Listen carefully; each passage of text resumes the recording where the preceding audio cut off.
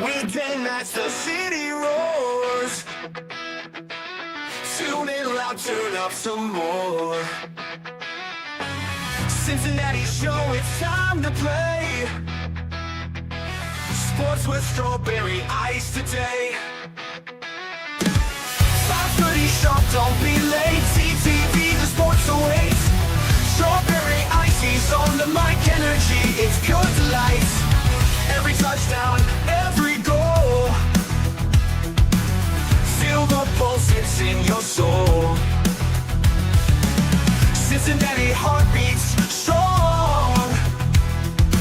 Strawberry ice will lead the throng. Every touchdown, every goal. Feel the pulse, it's in your soul. Cincinnati heartbeats strong. Strawberry ice will lead the throng. Feel the crowd, it's electric now. Shouting loud, they all know how. The CTV got what we crave. Sports with ice, it's waves and waves. Tigers strike and Bengals roar. Every game we want some more. Tune it in and feel the thrill. Strawberry ice, he's giving chills. 5:30 sharp, don't be late. CTV, the sports awaits. Strawberry ice, he's on the mic, energy, it's pure delight.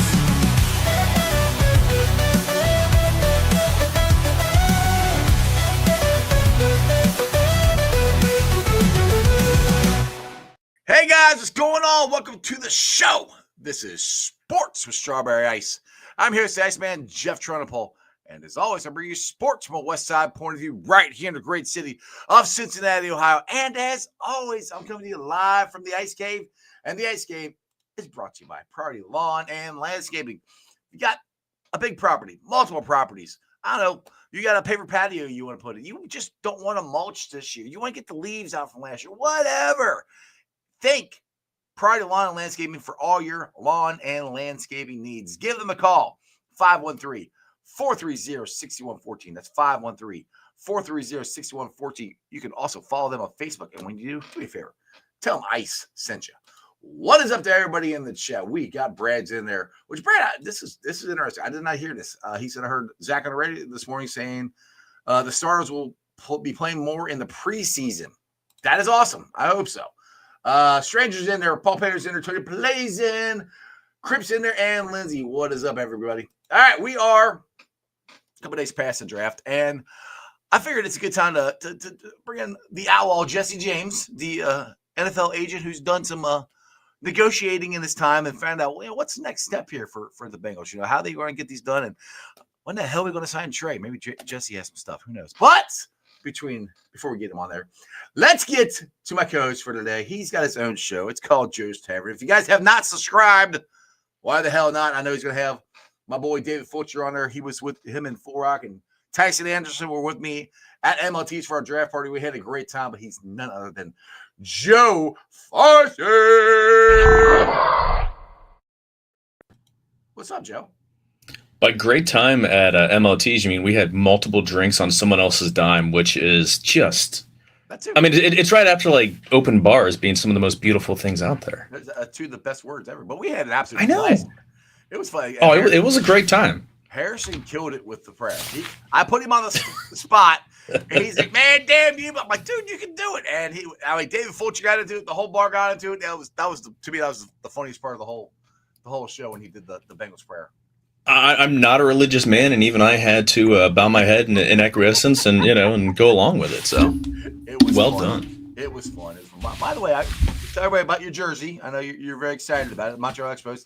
Tim Raines jersey. Tim Raines. I mean, the original. It's got the 1982 All-Star. Oh, there we go. 1982 All-Star game patch on it. Nice. The powder blues. These are my favorite jerseys. I'm not a fan of all these teams are going back to these retro powder blue jerseys, which was too much. But these are like authentic, like real powder blue jerseys, not like the Cardinals, for whatever reason, throwing their regular jersey on it, or the Cubs had the weird powder blue road jerseys with white pinstripes that just look terrible. You remember those? Yes, I do. Those are god awful. Well, I remember the Houston Astros back in the 70s. Those are even worse. those bright. Astros have had some weird Those ones. are very weird ones. Yeah. And this is a button up. I mean, all the powder blue ones are pullovers, and I hate the pullover jerseys. I think like they just remind me of cheap jerseys from Little League when I was a kid. Like, no. There you go. Button up, man. All right, let's get to the man, the myth, the legend. I like to call him the outlaw, Jesse J. What's going on, guys? Who day? Who day? Ooh, day. Nice hat, by the way. Thank you. Joe didn't get the notice. You know, he didn't get the memo. It's all good. It's in the mail. It's in the mail. It's not coming out. Oh, Brad says looks like it's a rain delayed Great American Ballpark. Well, yeah, looks like it's about to rain here. All right, so Jesse, we got What's going on? Draft. Nothing, man. We got past the draft, and I figured this is a good time to bring you in as far as contract negotiations. When does this exactly start? You know, we got through all the introductions and they did all the media stuff and everything. When is your time? When does nut cut time start going? Hey, yeah, we got to talk about money here. Does it start like day one? Does it start this week? How's that go? It's kind of an order of preference, priority, so to speak. So, you know, they're gonna reach out to Shamar's camp. They're gonna say, you know, hey, here's the slot value, the pool, so to speak. Here's what we're looking at, right? His agents know this going in. Bengals are kind of they butt heads with some of the rookie contract language. Shamar's been pretty injury free, so they should have some good leverage in saying no injury waivers, none of the outside stuff that the Bengals may want to bring in, right? I think this one should be relatively easy. I say that holding my breath because I'm not sure anything is easy, right? They make it difficult if they can. Yeah. But again, you know, since the new CBA, the slotting systems are there, rookie pool's there. Everyone already knows realistically what he's looking at. Yeah, exactly. You may see them wait for, you know, pick 15, 16, 18 to fall. Who knows? Or again, being right in that middle, they could be. I hope they're one of the first ones to jump in, right? That'd be nice. They don't have anything pressing really to get it done except for training camp, right? And every club knows that. You know, other than some of these clubs might have media appearance language in their contracts. You know, some of the bigger cities will do that. That can be a rush to get it done because if you're able to get them under contract to do these media appearances, you can, well, start in a sense profiting or gaining some momentum in that player's, you know, marketability, so to speak, in that city. Bengals don't really have that problem. They don't really tend to put that type of language in their contracts. They don't need to. So again, this one with Stewart should get done pretty quick. I think. I mean, have they had any issues getting guys signed before? Not lately. No, not since. Yeah. The last one I remember was Andre Smith. That was the last one. Was that 2009? 2009. Yeah. Since they got the rookie salaries kind of under control, and you know it's pretty much slotted. We haven't had anybody hold out, so I'm not anticipating that at all. So the only times you oh no, go ahead. Go ahead. I was just going to ask, and unless you had a point to make, what exactly is there to negotiate? Because the way that it's slotted, like you know what, you know, pretty much what you're going to pay at each slot. What is there to actually negotiate besides? I know things like injury waivers. I mean, I don't know how much is actually guaranteed. Like, I'm not familiar with the actual contract language. So what is there to even negotiate year over year in terms of just here's our boilerplate contract? It's whatever the bump is for 2025 over 2024. Yep. The biggest holdup used to be, and it hasn't been this way for all 32 clubs, is guaranteeing the first round picks full salary, right? Yeah. It started out with quarterbacks, then it started out with picks 1 through I think 17, 18, 19, and it was everybody, right? And then now that's trickling into round 2, and getting a lot of people done in round 2 with that type of guaranteed language. So again, that's no longer an issue. What they may want to talk about are whether or not they want to add in any types of bonuses, workout structure. You're not going to see your free agency type structures with option bonuses. You're not going to see that, right? Right. So you're just trying to figure out if, in that keyword there is if the player wants to add any type of maybe springing bonus to it with a playable incentive. Again, not strong. It's not. I mean, usually you just say, "Hey, it's guaranteed, right? This is our number. Right. Get us there." Right. And that tends to get it done. Okay. It's the later round picks are a little bit more tricky, right? Because I don't know if you've heard of like the salary splits, the high numbers and low numbers that rookie contracts have, right? Okay. Explain that. What is that? If a player's healthy, right? They sign, they're in at this number, the high number, if they're playing and they're active and they're on the roster for every game, right? Right. But if a player is injured or for some reason doesn't suit up, doesn't play, goes PUP, goes IR, any of those type of injury-related designations, they get that low number, right? And sometimes that number can be anywhere between, like 600 or 800K and 600K. So it's a pretty large discrepancy. Right. We're dealing with whether or not you want to put that. Well, some clubs force you to do it. Mm-hmm. They may say we're going to do salary splits for the first 3 years, and the last year we're not going to put any splits. They may do it for 2 years versus 4 years. So those are kind of the leverage standpoints. And again, what you have to go off of is the history of that club. Right. What are they likely to do? What have they done in the past? Bengals are a team that historically likes to put split language in there. If they can save a penny when a guy's not healthy, they're going to absolutely do it. Shocking. Right? Yeah. It's just the way it is. Right. Other clubs are a little bit more relaxed on it. Like, hey, we'll meet you in the middle. Instead of doing it in all 4 years, we'll do it in 2 years. Offset language as well. It's all that is the bargaining chips of these rookie contracts. It's not what you think where they get drafted, they hit their slot, that's what they're making. What's the holdup? Why aren't these guys just signing like this as soon as they're drafted, right? Mm-hmm. And again, a lot of these agents have multiple players, right? Right. Yeah. And when they have multiple players, they may be prioritizing other guys over other player, right? Right. So that could also be the holdup. Like it's not just a matter of all right, we've got the slot.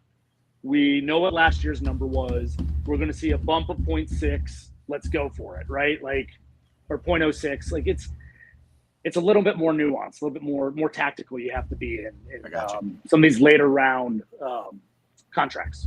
I got you. Now, Crypt Keeper here this is an interesting question. It says, is the UFDA a derby for players? Like how does that happen? Like right after the draft, is your phone ringing off the hook? Like, hey, we want to get this guy. And like you said, you probably have multiple players that are UFDA and trying to figure out what's the best contract and place going on stuff. It's wild. All right, UDFA is wild. All right, undrafted free agency can sometimes start, and I'm not letting the cat out of the bag or by any means by saying this. Everybody knows this, but teams start calling sometimes in the 5th or 6th round. Yeah, you run out of draft picks, so 100%. Well, as soon as a team like the Browns uses their last draft pick, they're going to start calling the guys that they prioritize. Mm-hmm. They can't sign them until after the draft ends. You can come to an agreement, quote unquote agreement. Well, you can start getting that a handshake agreement or whatever. What's your number? Right. What's your guy's number? What signing bonus is he looking for?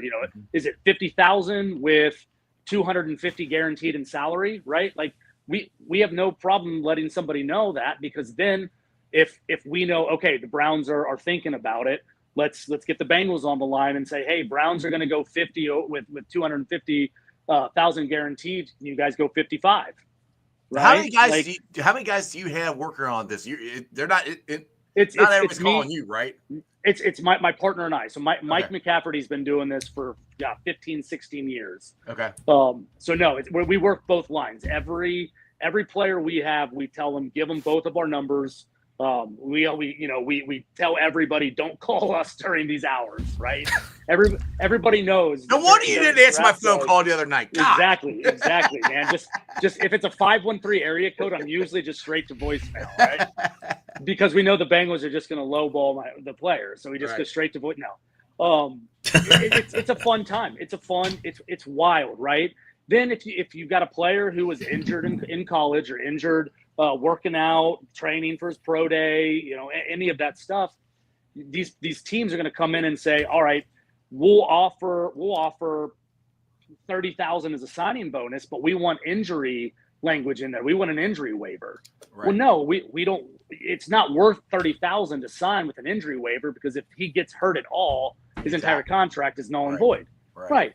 So you're setting him up for failure, so to speak, if it's even just a little tweak of whatever was injured. So you're finding those leverage standpoints to really kind of negotiate, do what's best for your client, and make sure you're also setting him up. Now, the other fun part about undrafted free agency is it is just that. It's free agency. Mm-hmm. So you have to go in knowing, all right, you represent a tight end, and this team that's calling, they just drafted a tight end in the third round. Right. Is that the best fit? Like, are we setting our guy up for? Yeah. You're on the same way because I'm thinking for the player, like, great, you can get the money, but you got to find out, is there a spot for you? Yeah. And some agents don't take that into consideration. They're like, man, the signing bonus is high, right? Let's get them there when they're not setting them up for success. Let me ask you guys this: would you rather have 50,000 in your pocket now, or a chance at 800,000 throughout the year? 800,000, right? Every day of the week, undoubtedly. So that's what we're constantly doing during the draft too. I had a wonderful intern this year who was phenomenal. He was charting every single draft pick. I mean, was on it, was great. Helping. Hey, by the way, I'm not sure if you guys heard, they signed this guy, 3 days before the draft, like making sure the depth charts are up. Rosters are so you got your own big board too, your own war room as well, right? 100% for our guys, absolutely. Right.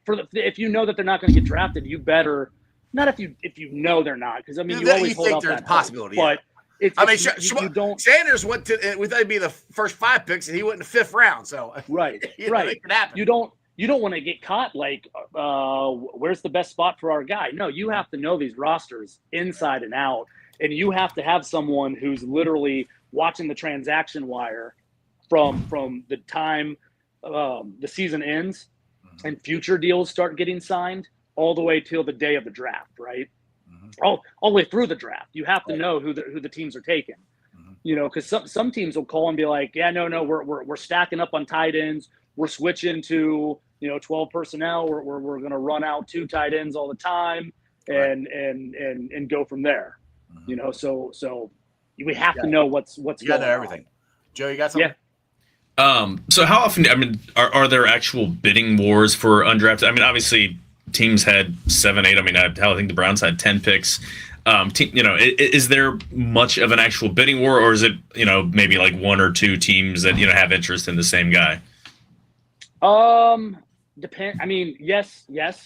There's a bidding war, right? I mean, does it happen with every single guy? No. A lot of times teams will call and they'll have 3 guys in mind. And if they call first guy and he's like, oh man, I'm talking with the Ravens as well. They may go, all right, you got 1 minute. I mean, that's happened. Damn. Right? You got 1 minute to accept. And if you don't call back in 1 minute, say you call back in 2 minutes and you're like, hey, like, we're going to take your offer. They may be like, sorry, we already gave it to the next guy. It happens, right? So some teams don't want to get into the bidding war. Right. They'll put a time cap on it, and they stick to that time cap. I mean, you sweat. I mean, you may be calling your guy, and he's like, hold on, I got to check with my girlfriend, and you're like, no, like we got time for that. Make the decision. Make the decision, right? That's why we always tell them, like, be by your phone, be by your parents if you want them to help you with this decision. And hopefully you listen to our advice, because we've been working at this for not just for you for however X many amount of months, Right. years, right? I mean, Yeah. we watch everyone's roster trends. We try to keep an eye on how many undrafted free agents actually make this team, because there are some coaches who love that. I mean, they would prefer to have a roster full of late round guys and undrafted guys, Sean McVay for one, as opposed to just first round picks all the time. He's a fun guy to deal with.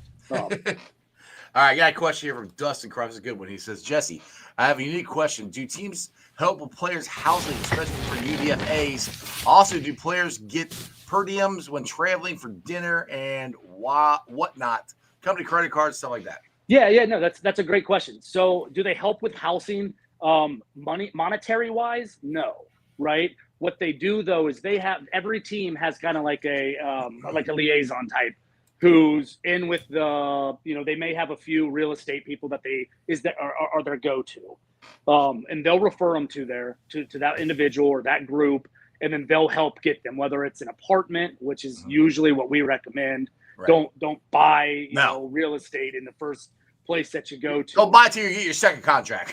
Yeah. And even then, maybe let's or like Trey Henderson, your third contract. Right. Like so and these guys know that, at least the per diems. So they get a per diem, and I'm not sure if this is how he's asking this question. They'll get a per diem on days that they're like with the club. Okay. Whether that's with the Bengals again, they don't really have much food that they offer them, right? But if they're here for football operations, they get a per diem. Training camp, everyone gets the same per diem as well. It's all in the collective bargaining agreement. They can't go outside of the collective bargaining agreement, so they can't sit there and say, okay, Joe, you're going to get $100K extra for training camp. No. Those workout bonuses are before, right? But you can't go on top of the per diem. Everybody gets the same thing. And I think is he asking about like free agency dinners, or like when they bring them in on top 30 visits, stuff like that? Yeah, I think it means in terms of instead of a per diem, do they have like a charge account or something like that? When a player comes here on a visit, they're gonna eat. They're gonna take care of them in that respect. Same thing that you see when during free agency visits, they go out to Ruby's and they're treated to they pay for Ruby's. Right. Like they get the bill at the end of the night, right. And they're just like, here you go, it's on you. Yeah. They're allowed to do that. They can't go over and beyond that, right? Yeah. They can't. That's it can't still pretty be considered. Good. It can't be considered like a gift. Like they can't meet them with like, here's the keys to a Rolls Royce. Come sign with us. Here's a nice diamond crested number one, right? Like they can't do that, but they can definitely provide them meals while they're here. This is a very good question. Are you sitting on an inflatable couch there, Joe? Yes. See, I moved my microphone back because the way the camera is, and I moved my chair back, so I'm leaning back more, and the microphone is closer to my chair. So I'm experimenting with some stuff. Quit with the officer joke, crap, damn it, crap. He said, what did he say that on Thursday when he brought that up? Yeah. All right, now this is the question, which you may or may not know. I have no idea, but I asked it: did Shador really fall because of his dad? Do you know any? I know nothing. Nothing. It's pure. The things that I do know, I'm not going to comment on. Yeah. Right. Like. Let's not talk. Like. Yeah. No problem. I got. Yeah. It was up there. So I've heard stuff that's reported in the media, and we can move on from there. But I do want to talk about Zach Moss. So me and Joe were talking about this before the show started. We thought that he was going to come to an injury settlement agreement, but I guess it turned out that they're going to try to see if he can play. How does that, like those two different contracts, like if he comes with an injury settlement, how does that work compared to what he ended up signing? Because of the injury. I think it's a very unique situation, right? Because he's injured, and if he would have done an injury settlement, he probably, and I haven't looked too much into it, but it's like if I was negotiating this is kind of the exact same that I would have done. So his agent I think did a great job with this rework deal, because it looks like on the face of it that the guarantees that he's getting may be what an injury settlement could have looked at, but this gives him the opportunity to still catch on with Cincinnati, right? So it's a win-win for both clubs. Right. If he's healthy and he plays, he's going to get the guaranteed money that's in his contract now plus a little bit more. Because I think is his reworked around like 1.2 mil. Yeah, I don't even know. But Yeah. there's a I just couple looked at it. hundred, maybe it's like 2 or 300,000 that's guaranteed. I'm guessing. I haven't seen it since. Joe, the computer nerd, is looking it up. So Over the Cap is a fantastic resource. Oh, absolutely, 100%. We have all of these contracts at our disposal, and we're not allowed to look at them unless it's for negotiating purposes, which Really? I get, right? Yeah. I Oh, get. you mean you can look at your clients. You mean other clients? You get We have Yeah. every literally it's like every client, every contract that's like ever been done. We can go back and look at, but we're not allowed to. Like if I was doing it here on this podcast, they could take my agent license away. We're not doing that. Yeah. Spilling out all of these contracts. Yeah, so over the cap is We're a not big doing friend of ours as well, right? Right. So when we're trying to gauge the market, when we're trying to talk to guys and say, hey, when and if you sign a 4-year deal, this is where the market could go, yada yada yada. We all use over the cap as well. That's great stuff. 375,000 is guaranteed. Yeah, so it's a phenomenal rework deal. Yeah. It's a win-win for both. So in terms of, and not specifically about Zach Moss, but just what constitutes or what has to, where does a player have to be able to receive an injury settlement? What does that mean for their current condition? Like, or are they, you see that a handful of times, and I've never understood what exactly, instead of, signing someone and then pupping them or just cutting them, how does that work? Yeah. So if they're not healed, right? They're not medically cleared to play by your doctors or by an outside second opinion, right? And the team wants to move on, right? If you cut them while they're injured, you have to come to an injury settlement, right? Like that's where it's coming. They haven't been able to get cleared. You can't cut them because they're injured. You can. But it should trigger that the agent, the player should go, hey, workers' comp, something like get me, makes sense. Get me, There should be something. Make me whole at least in some way, shape, or form, right? Yeah. I got hurt playing for you, right? Like I put my body on the line, right? That's why you see a difference if someone's like NFI, non-football injury, versus a football injury, right? Yeah. If you draft a player who got hurt their senior year, their junior year before their draft, and they don't get cleared by the time the season starts, you usually put them on NFI, right? Because if they're on PUP, you got to pay them. Yeah. So they'll put them on NFI. They'll say that it was a non-football injury because it wasn't during professional football; it was during college football, which is completely different still. Right. And for contract purposes, they won't get paid for that duration. They don't even get time for an accrued season if they're on NFI, right? Okay. Which how many games do they have to play for an accrued season? Is it 8? Is that what counts for a full season? I believe 6. 6? Oh, okay. I just looked all this up because we were doing the math for our guy who got hurt in the off season. And my brain is still so dead. It's 6 or 8. No, I feel like I haven't slept in like 3 days. So I can't. For what you're saying, I can't imagine why. Right. Yeah. And just numbers are just constantly just turning in my brain right now. So, right. So I mean, that's always the player's goal. The agent's goal is to make sure that they're getting their accrued seasons, right? The only way that they hit free agency is if they get enough accrued seasons in order to become an unrestricted free agent. Gotcha.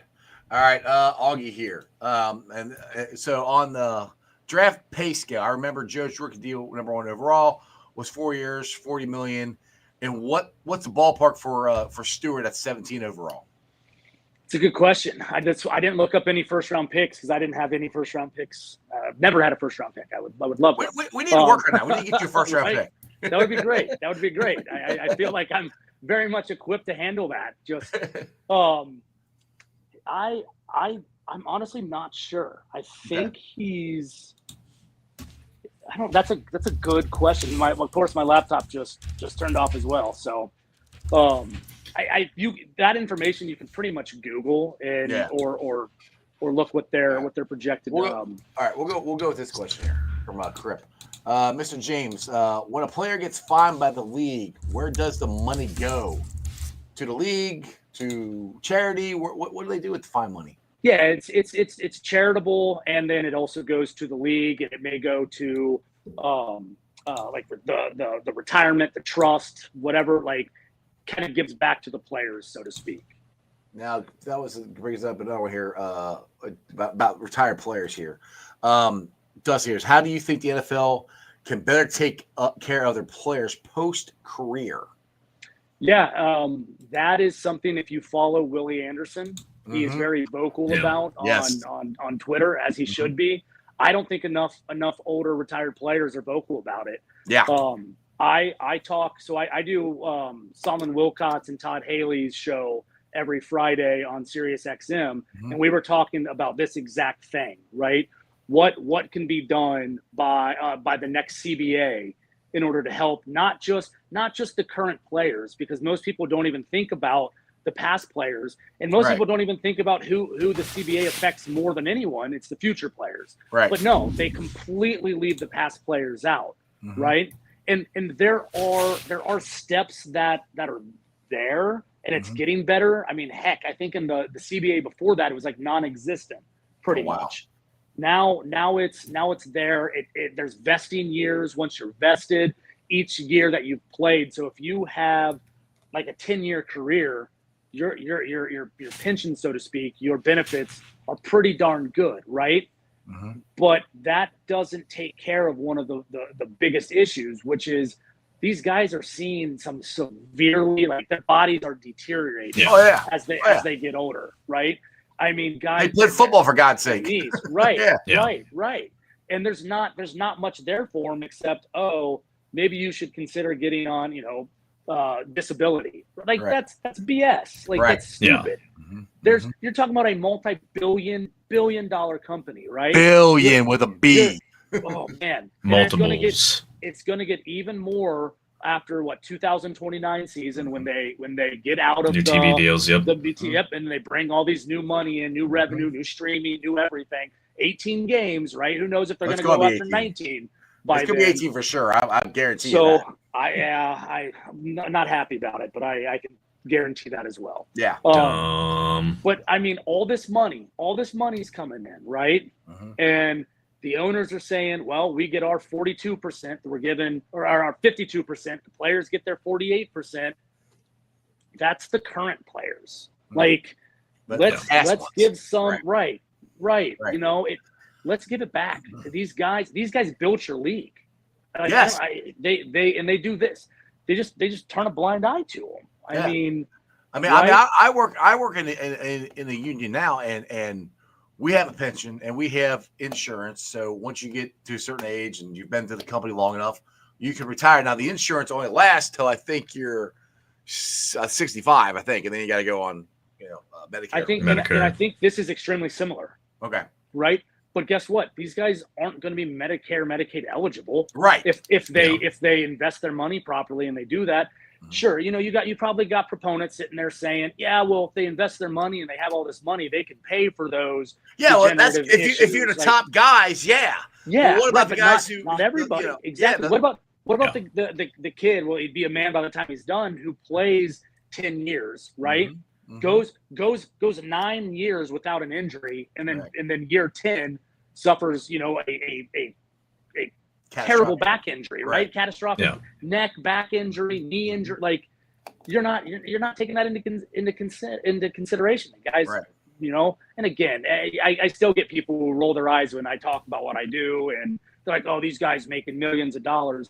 Sure, but I like when I was a kid, I'm like, I like, my grandparents like, oh, they make so much money, blah blah. Like, yeah, but what they do to their body, and for NFL, I think if I'm correct, the average NFL career is 4 years, 5 years? 3.5. 3.5. Yeah, it's less than that. Yeah. Yeah, 3.5. I mean, that's it. That's all they get. In 3.5 years, you're still playing football. I don't care if it's 3.5 years or not. You're playing NFL football, and you're getting hit, banged up, and everything. And most of those guys who want to play 3.5 years don't have enough money, and you couldn't save enough money to make it the rest of your life. Yeah, they haven't invested into anything. Right. Well, and I do a breakdown with the guys that I represent as well. Like when they sign their first contract and they see how much money they're making, right? They see that initial breakdown on the contract. And I say, all right, I'm going to blow your mind because that number is going to evaporate faster than you know, right? Mm-hmm. You've got taxes. You've got, federal, state, everywhere that you play. Those states can come after you and ask for taxes in each of those cities that you play in, states that you play in, right? Right. Then you've got to also take care of your body. If you want to make this a career, you have to reinvest that money into nutrition. You have to reinvest that money into a trainer in the offseason. You have to reinvest that money into, a good, reputable, financial advisor. Mm-hmm. They're not cheap, right? No. I mean, you have to hire the right tax guy. Do what? One you can trust too. One that you can absolutely. I mean, yeah. I get calls, I would say monthly, from financial advisors that I've never met in my life ever, saying, "Hey, I want to work with your guys." Sure, you do. Right, of course you do. Right, it's and that that's the name of the game. But again, if these guys pick up the phone and they call a player and a player's like, "Yep, first guy," you just never know. It's the same thing with a lot of agents in the NIL space. I have agents call me all the time and they're like, "Dude, I don't know what the house settlement means." And I'm like, "Then get out of this field." Right? They're like, there's going to be a salary cap and roster limits. Well, I'm like, dude, get out. Like, it's not for you. If you can't follow it and it changes all the time, right? Like, get out. There are so many bad individuals who are greedy and in it for themselves in this field.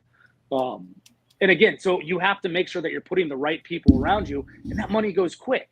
Mm-hmm. So by the time you retire, right? If you only play 4 years, it's not what you think it is. No, it's really not. It's not. Right? I mean, it's good. And I didn't even put in the agent fees too, right? Yeah. You guys gotta get paid too. I left myself out. Yeah. So most of those guys would be fine with if you left yourself out. Exactly. So yeah, there's a lot that needs to be done for the retired players. There needs to be more vocal guys about it. I mean, that's the only way that it happens. At the last NFLPA meeting, I want to say retired players was mentioned for maybe 45 seconds. That's it, right? Of an all-day meeting. Like, it's got to be more. There needs to be retired players who are banging on the door, like, let us in. Right. Like, give us a seat at the table. Well, especially I was going to say that. Good. I was saying that they need to have some committee of whether they actually recognize them as part of the NFLPA because they're retired, but some committee of retired players, Joe Thomas, Willie Anderson, like guys like that at least has an ear of somebody in the room. Because I mean it's almost like these guys forget that they're going to be former players at some point. I don't know if you guys are well aware, but healthcare in America is really fucking expensive. So and just being able to take care of these players, and not even talking about, haven't even touched on the safety aspects in terms of all the concussion accumulation and crap like that. We're just talking about regular, healthcare and taking care, guys that got out of the game, without their brains looking like scrambled eggs. Yep. Exactly. Yeah, it's a great point. I mean, and yes, there are. I don't want people who are watching this to take away and say there's no demographic for the retired players. There is. Just it's not enough, and that's my opinion. And I think a lot of elder statesmen of the NFL would agree that there's not enough. There needs to be more. I think there needs to be more guys like in my spot, banging on the table saying it. Right.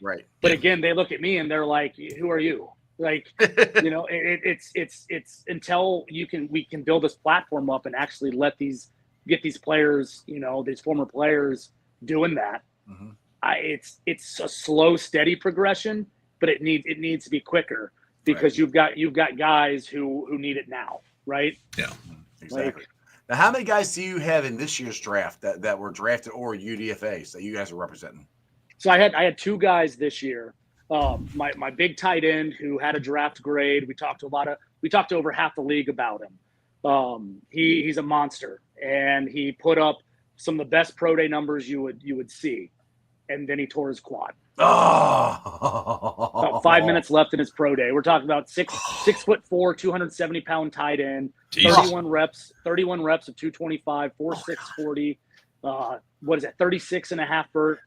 And yeah, goes out, does the agility drills. I don't remember what his times were. They were great, right?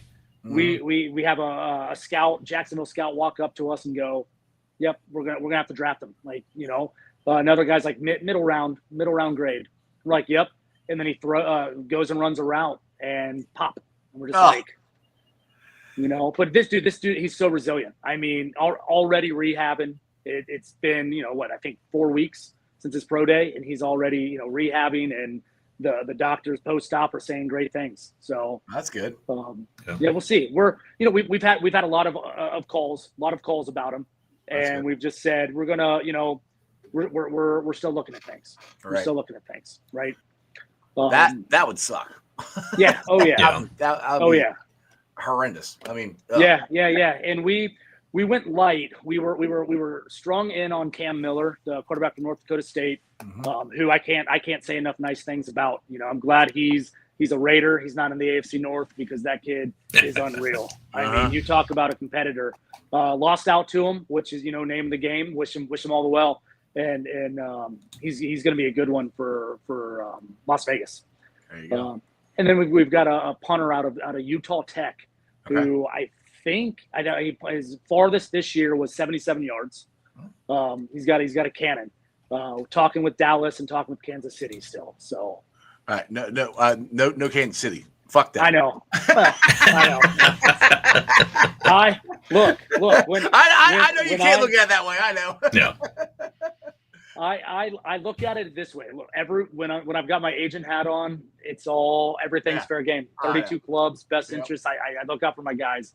Oh, of course. That's what you have to. I know that, and it's all fun. It's good. I just don't want one of them seeing this and being like, "Oh, he's laughing about it." Right? Nobody watches this show anyway. It's okay. It's all right. All right, Crib Keeper here says, "This is kind of an interesting question. Jesse, have you ever come across a player yet who could be paid less in the NFL than in college ball?" And then it was crazy. Everybody just saw it happen multiple times this year. Quinn Ewers. I mean, yeah. Wow, right? Yeah. You talk again, circle back. You talk about bad advice. You talk about I don't get it. I didn't get that, right? Unless those NIL numbers that were reported are inflated, which they may very well be. It's Texas, man. They got some money down there. Well, no, Texas didn't even want him back. It was another school. It was the transfer to another school. Texas said they were going with Arch Manning. They told Quinn, we'll help you transition, whatever needs to happen, get you to another club, another school, and go from there, right? And he's like, "Nah, I'm going to enter the draft, and I whatever my camp's telling me, I believe wholeheartedly. They're saying, I don't know what they're saying. I'm speculating on all this, but I mean, you have to say, all right, you got one more year left of eligibility. You can go play and make, let's just say it's $3 million, right? The only way you're really going to turn like a quick nose to that is if I don't want to say think. I mean, you're going at least high second round. Right. Because that's what. And nobody really had it projected that high, to be honest. Not that I saw. A lot of people did at the beginning, and that was like November, right? And then it went down, right. Then of course the other one is Shador. Sanders. I mean, Colorado would have done anything to bring him back for one more year. Right. And again,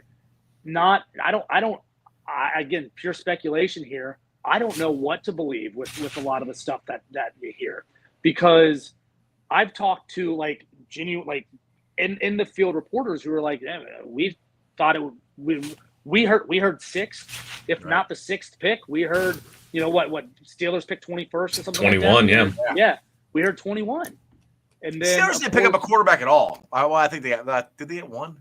No, they got who's Howard from Yeah, Ohio State? Will Howard. Yeah, okay, they got him. You're a Buckeye fan, Jeff. You should know that. Whoop the freaking. Well, that's a stick. I hope they So yeah, forever. I mean, and I don't think there were any. I'm trying to think of like high end running backs that didn't go where they were projected. Maybe Caleb Johnson, he's a Cincinnati boy, right? I talked to Caleb during the recruiting process, who was awesome, very nice kid, humble kid. Was awesome to talk to, was awesome to try to recruit, but he was quick to say, hey, I actually got a team. My guys got me a huge deal with Gatorade. I'm going to stick with them. I'm like, absolutely. If they're getting you that kind of money, then they're doing great for you. Yeah. Do it, right? Right. But then you see him kind of lose out on that in a sense. He didn't lose out on that deal. I'm talking about he lost out. Yeah. I think he went in the 3rd round. Again, also to Pittsburgh. Which, again, I'm not saying – I don't know what his NIL deals were through Iowa. So, do you deal on NIL deals? Do you guys do that too? Okay. Yep. Okay.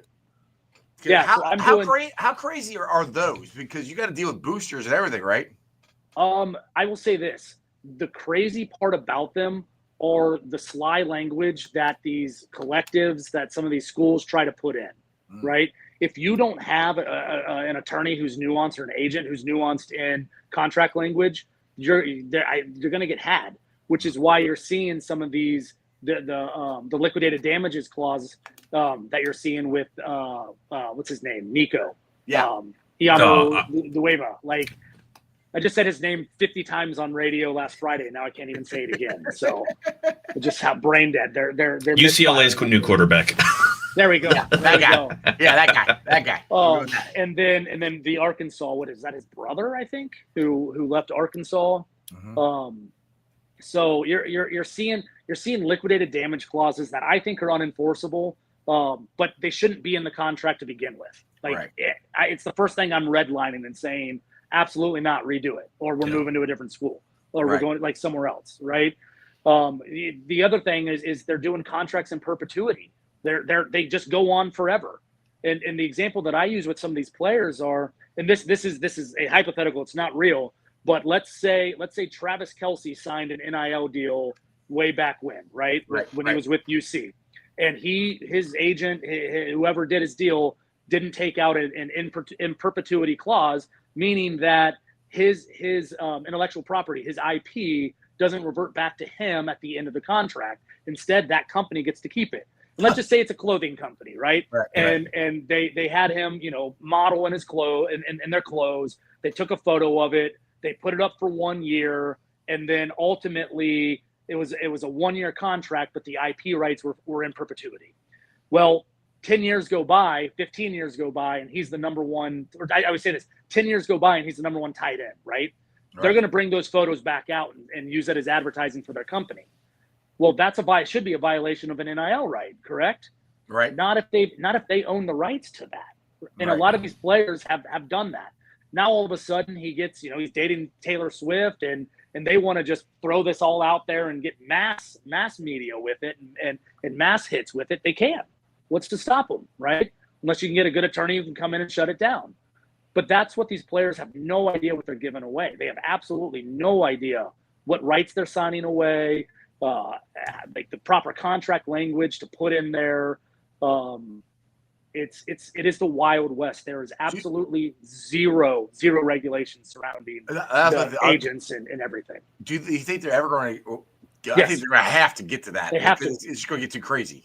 I again won't give out any team names or anything like this, but I've had a college GM call me and be like, dude, like Agent X is doing this, and this. Like, what do I do? And I'm like, man, there's no regulations around it. Like, protect your kids. Tell the athletes what to watch out for. That's the sad part. Now, there are state regulations where you have to be a registered sports agent in order to do any of those deals. They're not regulating that. Like, you can go search like Ohio sports agent list, and you'll find my name on there, but you won't find 50, 60, 70 other guys who are at, Cincinnati's campus, Ohio State's campus, Toledo, Akron, Ohio, Miami, doing the same thing. So, I mean, used car dealers are getting in this realm. Insurance salesmen are getting in this realm. Attorneys who have never done a single sports deal in their life are jumping in this realm. It's wild. I had another guy call me, and he's like, "Hey, like I'm really thinking of getting into this. I want to start my own sports agency. What can I have a sample contract?" I'm like, "No." You can't. Here's my client list too. Right. And I love these guys. Like they're good, but I'm just like, everyone thinks that they can get in it. Everyone thinks they should get in it. Like you're not doing. They all see the money. You're not doing right. But you're not. Be in it for the clientele. Be in it for the kids. Be in it for the athletes. Like if you're not in it for the right reason, don't do it. Right. And that's what frustrates me. Like it's. We've allowed these kids, and I mean, technically they're adults, but if you're under 25 years old, you're a kid. Your brain isn't developed. Like we've let these kids make money on their on their names, images, and likenesses, which is good. I mean, schools should not be making millions upon millions of dollars off of the backs of these guys that are doing all the work. But add that to the transfer portal, and you've got these kids' ability to go from all these schools year after year after year. Is there anybody really looking out for the kids? It's one thing if they're at a school for multiple years and they're trying to negotiate these. There's at least some liaison, like schools have, and I'm sure the schools have it, some kind of liaison now between the collectives and everything just to try to make sure the kids stay steered in the right direction. But when you're going from school to school to school, there's no one to there's no consistency in that, and it just seems like it's a pitfall for the players, and you hope they can make it to the professional so they can make real money, and they have a little more control over what's going on. But is there any way of doing that is on a national level, like having some sort of national get out of the NCAA? I don't know. I don't even know how to even how to even go about it. Need the governing body to sit there and finally say, hey, guess what? This is an employee-employee relationship. Everyone, all these athletes are employees. These schools, these conferences, we have to unionize. Let them unionize. Let them collectively bargain. Then with that players' union needs to come in and say the exact same thing like the NFL, the NBA, Major League Baseball, all these professional organizations do, is they say, okay, we have to create a bar to get representation in for these athletes, right? We can't just let everybody in. I kid you not. You brought up the portal. There are agents out there who are going to players and saying, hey, I can get you to this school for this much money. You just have to enter the portal, right? These players are entering the portal. That is wrong. That is absolutely a violation. You cannot do that. Doesn't stop them, right? Then they're saying, all right, most agents are going to charge 20%. Again, wrong. Most greedy, unethical guys are going to charge that much. So you can sign with me for 10, right? And then what they're doing is they're doing this with a handful of guys. They're doing it with 10 players, and then they're not putting them in a better school. They're getting them in another school. They're getting, let's just say, a $20,000 NIL deal, and then they're collecting $2,000, but they're doing it with 10 players, the exact same thing, and saying, well, we just made $20,000 on the transfer portal, right? It's wild. Now those are low numbers, and some of those guys may sign for 100,000. Right. Some of those guys may sign for 50. We don't know. But the thing is, they're chasing the money. They're not chasing the opportunity. They're not chasing the depth chart. They're not sitting here saying, okay, we have 5 schools that are offering. Again, circles right back to what we talked about with undrafted free agency. 5 schools that are offering. Here's what each school's offering. However, here's their depth chart. And I tell guys this all the time. Is the initial collective deal or the school deal better than you getting exposure, you making it to the next league, or you going and playing a national televised schedule, and then we can create your brand. We can get you endorsement deals. We can rack up your TikToks. We can rack up your Instagram followers, your X followers. We can do all of this, and then we can get you a local deal, right? You don't know how many local car salesmen want to give players a truck. Oh yeah, they'll lease a truck for 3 years to an average player and just be like, dude, just drive it around. Like wherever you go, drive it around. Like it's not crazy. It's right. So with that being with the transfer portal and everything, and with college football playoffs, and how long it goes into the new year now, and so the players, I think we talked about this last time on the show, the players that are in the college football playoffs, they have such a short window getting ready for the combine compared to the ones who got to play in the regular bowl games and the transfer portal. Do you think they'll ever are going to move any of that back? Move the transfer portal back and the combine back? I'm to be determined about the combine, right? Okay. Because I think a lot of that is tied to the city of Indianapolis's scheduling, right? Right. So it's tough if you want to keep it in Indy. I'm not sure how much wiggle room. Right. I can see them moving it around. That's what ties into how further away from the college football playoff do you want it? Right. Because Indy may not be able to host it if that's the case. I can see them moving away and try to turn it into something like they did with maybe not as big as a draft, but trying to make it more. It is an event, but it's you can go to it for free. I'm surprised they didn't go ahead and try to figure out how to charge money to get in for it. Yeah. Man, if you've never been to the combine, that's awesome. Go. I have. It's awesome. I love it. I go every year. It is just stay for the afterward, the festivities. I mean, it's a bar crawl. Like that part I haven't got to do yet. Oh, I'm there next year then. Like, yeah, it's a good time. I mean, it's awesome. Yeah. I kind of think that it's not going to leave Indianapolis because first off, I mean, yeah, it's a huge production for college and the NFL. So like money and everything like that, but in terms of like all the schools and everything, I think it's just somewhere that's a good location because it's moderately centrally located in terms of someone that has an arena that, I mean, who has an indoor or, a dome stadium that's centrally located? I mean, the only other, Minneapolis, Atlanta, Vegas. Vegas and LA. Those aren't centrally located. Yeah. It's not so much also the dome stadium. It's how close in proximity the convention center is, because that's where they host all of the media frenzy, right? Yeah, and you got all the hotel rooms and everything too. I mean, Indianapolis is just a great convention city because they have so much hotel space. Because no one else wants to go there for any other reason than the 500 and then the combine. Yeah, it's perfect. I mean, you can literally walk inside for 90% of anywhere you go while you're there, right? Yeah. And then food's awesome there, drinks, the nightlife, everything's so much fun while you're there. And again, centrally located. If you're driving, heck, I mean, everyone, you just come up 71, 75. That's easy. Right. Like if you're coming from the south, it's easy. If you're coming from the east, it's easy. I mean, it's all at a crossroads. Yeah. So next close year, to Chicago. Next year when I go, I'm gonna join you for the pub crawl, Jesse. Give me a call. We'll come hang out. Well, this has been a fast hour. It's already 7 minutes into this. Jesse, you got anything you want to plug or anything? You say you got a show on Sirius Satellite every Friday? Yes. Every Friday at 9 a.m. I'm on with Solomon Wilcots and the coach Todd Haley. The opening drive, we do my 9 o'clock segment. It's called Sports Business Weekly. It's good. We talk everything from NIL. We talk whatever, like any big, NFL type of business that's going on. Mostly it's the NIL stuff is just overtaking the conversation because I just feel like every single week there's something else happening, right?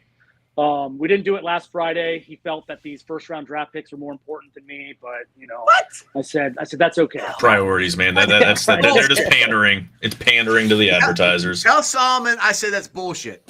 I want the radio broadcast at school with Solomon, so I kind of know him. No, he's awesome. He's awesome. I want to ask you one more thing before I get you out of here. Yeah. This is why I keep thinking that eventually I think all these schools are going to, just the basketball and football schools are going to get sick of the NCAA. And I keep waiting for them, like you just said, unionize the student athletes and all this stuff to at least break those two entities apart and then do it in regional stuff. And they can keep the money for themselves, and that's when a union can come in for the student, the athletes, not student athletes anymore. That's what I keep waiting to happen. Do you actually, am I crazy? Do you think that there's a possibility of that actually happening? Like I said, just for football and basketball, the rest of the schools, then you go back to regional conferences, and then you don't have your swim team going from Cincinnati to LA, for a swim meet or whatever. It's back to being local stuff. Yeah, that's a great thought. Yes, I think that should happen. I think the NCAA should dissolve, and another entity should come in and be all on board with this NIL and it being a professional. It's professional college sports is what it is, right? It is. Yeah. I mean, and it's not, a developmental league. That's all. Mm-hmm. Yep. Yeah, I mean that is a way to look. See, I don't even know if you can say that, because a lot of that talent, like it is its own league. Like, not all of them are going to the NFL though. That's the thing too. Right. Yeah. Like it's its own league, and there has to be something there, because I don't know how much. Like, I follow the lawsuits and the litigation every day, right? So now the newest injunctions that are being put out is trying to grant that extra year of eligibility, right? Can if I played D2, does that should give me, if I played 2 years of D2, I should be able to get those 2 years back for D1, right? Like, and these judges, these circuit judges, these common pleas judges, they're not sure what to do, right? They're really not. Right. And sometimes they grant it, sometimes they don't, and it's just it's a chaotic mess right now. It's a mess in every which way. So you're gonna have to get something, and that's what the House settlement's trying to do. Mm-hmm. The House settlement's trying to say, okay, when Judge Wilkins signs this in, it's going to become pretty much codified that these are the new rules, the new age of college football. Not necessarily NCAA football, but college football, right? Right. And they're going to have either the NCAA or another governing body come in, take hold of that, write a whole new set of bylaws, tell these conferences, hopefully not the schools. I want them to tell the conferences, you guys need to realign, and ultimately what you have to do is create different ownership pools, right? Now, the colleges can be the ownership pools, and we're already starting to see them somewhat branch out, or at least take the very beginning steps. I don't know if anybody saw what the University of Kentucky did this week, which they got their athletic department is now a company. It's an LLC. It's a holding company, possibly, right? So they're its own entity now. The entire athletic department is a company, separate and identifiable from the school, from the institution, right? All right. And that's what we're going to see happen. That's what I think other schools need to follow suit. Then they need to pretty much, once you get a conglomerate of all of them together, that's a new conference, right? Right. And then from there, they can say, okay, we're going to hire employees. Each school, each athletic department is going to hire employees for this school. That's their players. Those players are going to have, hopefully they can unionize at that point in time once they get employee status, and go from there, right? It's not a quick fix. I think it could be expedited if the NCAA or a governing body came in and said, this is what we're going to do, this is how we're going to handle it, we're going to break it down this way, everybody needs to follow suit. If you don't want to follow suit, go out there and go get your own, go be an academic athletic institution if you want, but here we're going to have it separate. We're going to have a athletic department that's a company, right? The University of Kentucky Wildcats are going to be, that's the company, LLC, right? They're Champions Blue right now, but in all intents and purposes, they're going to be its own company. University of Cincinnati, hopefully they follow suit and they do the same thing. Ohio State, right?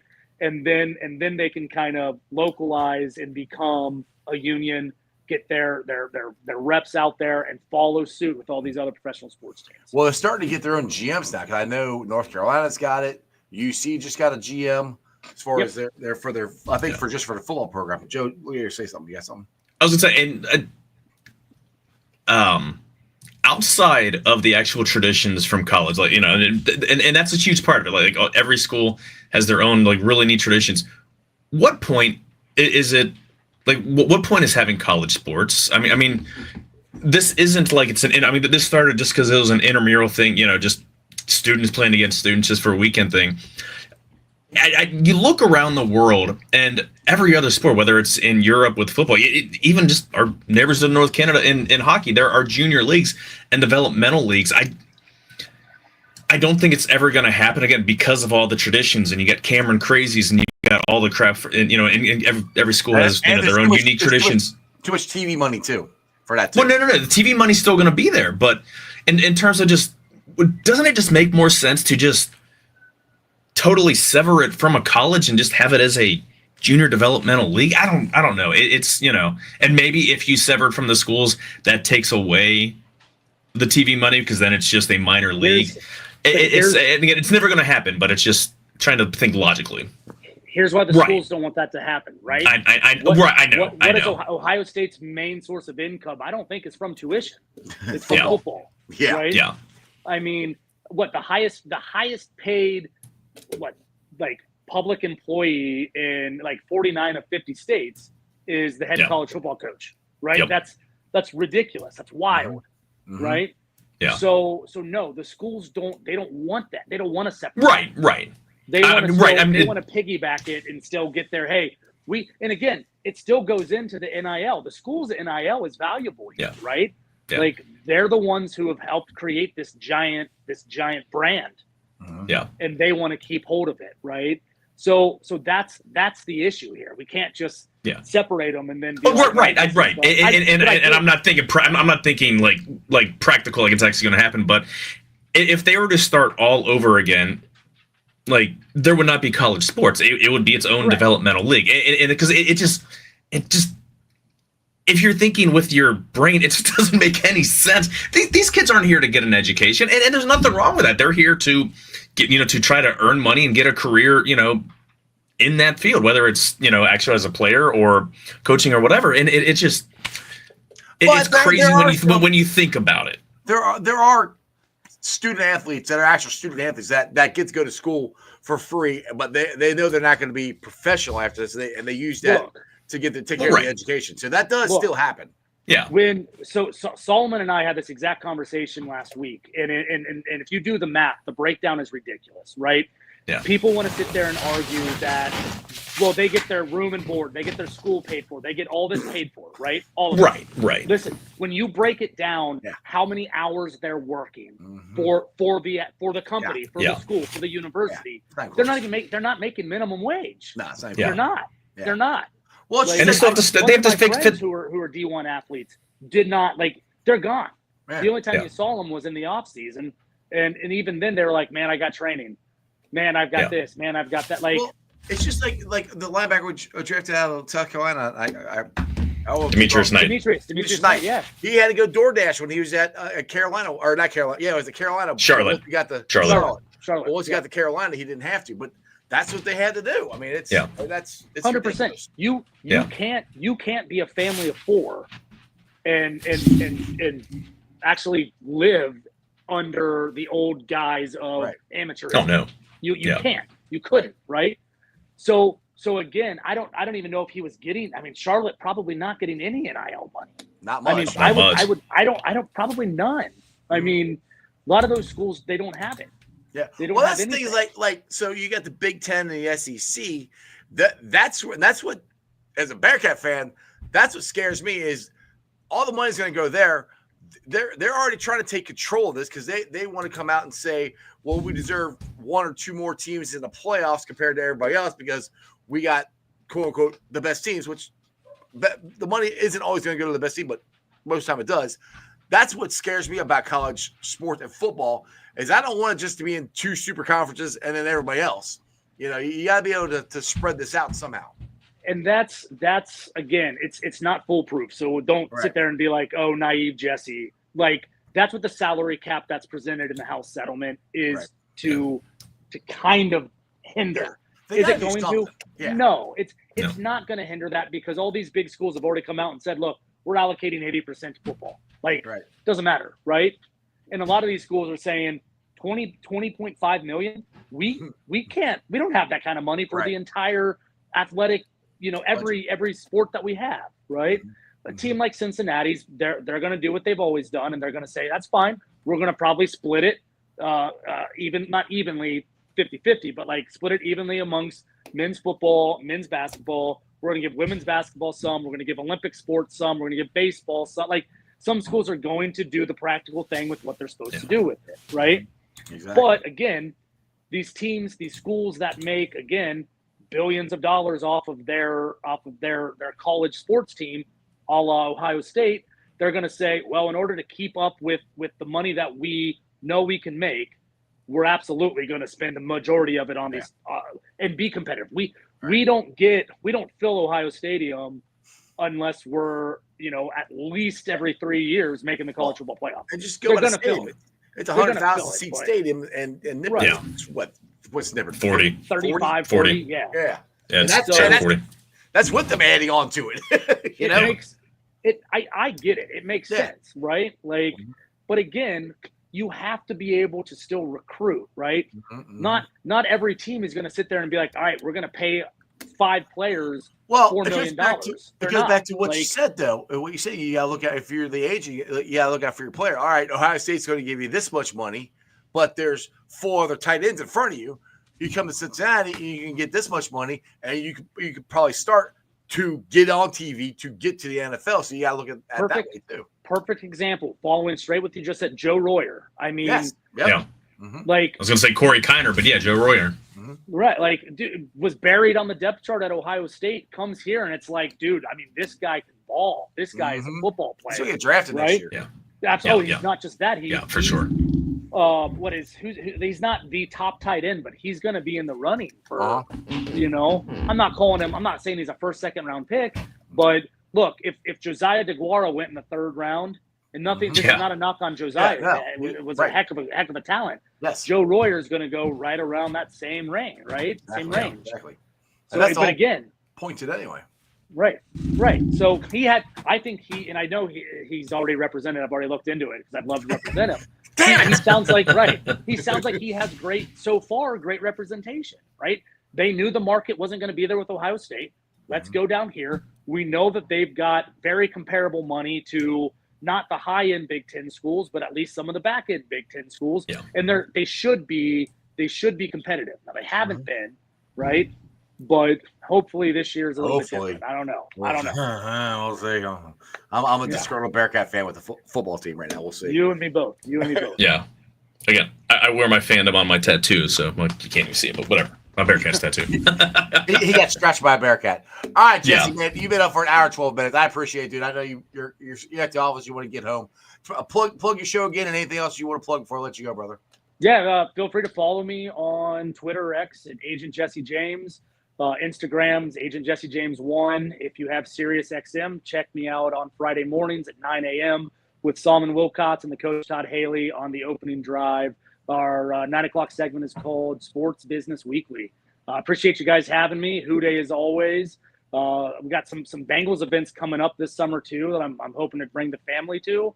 If you see me out and about, always say hi. Stop me. I like to chat. If you can't tell, as my voice is leaving, talking is something I like to do. Sometimes you might just have to walk away from me. Like, oh my God, shut up!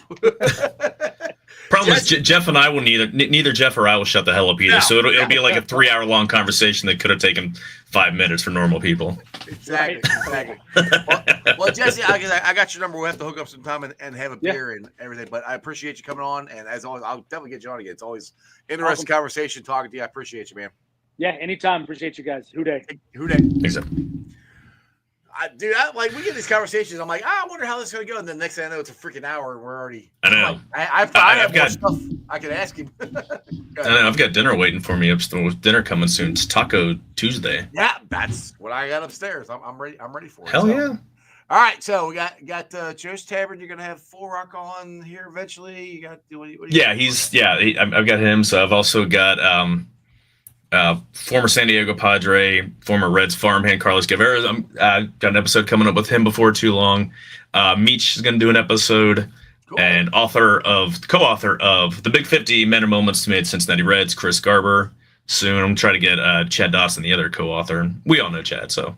Yeah, I kind of know who that guy is a little bit. Yeah, he kind of gave me my first gig, so. Yeah, good guy. Exactly. I like him. We're getting the tavern back up, open, and rolling again. So it's on YouTube, Joe's Tavern. It's on Yep. Twitter or X, Joe's Tavern, right? At Joe's Tavern Show. At Joe's Tavern Show. At Joe's Tavern Show. There you go. Make sure you guys Go. subscribe. All right. Get the hell out of here. Go eat some tacos. Bye. See ya. All right, guys. Hope you enjoyed that as much as I did. Like I said, Jesse James is awesome. He's a great follow. If you want to geek out on numbers or anything like that, I'm not a numbers guy, but I do better when I listen to guys. So that's why I like asking them questions, and then I get to hear it. So it makes more sense to me. But I hope you guys enjoyed that as much as I did. Thanks for watching. I've been live streaming on ZTV, YouTube, Facebook, X, Twitch, and you can follow me on all those along with Instagram, Threads, and TikTok. And shout out, of course, to my sponsors of the show, Priority Lawn and Landscaping. It's going to rain. Apparently, the Reds game is canceled, so your grass is going to grow even more. You don't want to cut it. Give Priority Lawn and Landscaping a call. You got flower beds you want cleaned out. You want them mulched. You want them edged.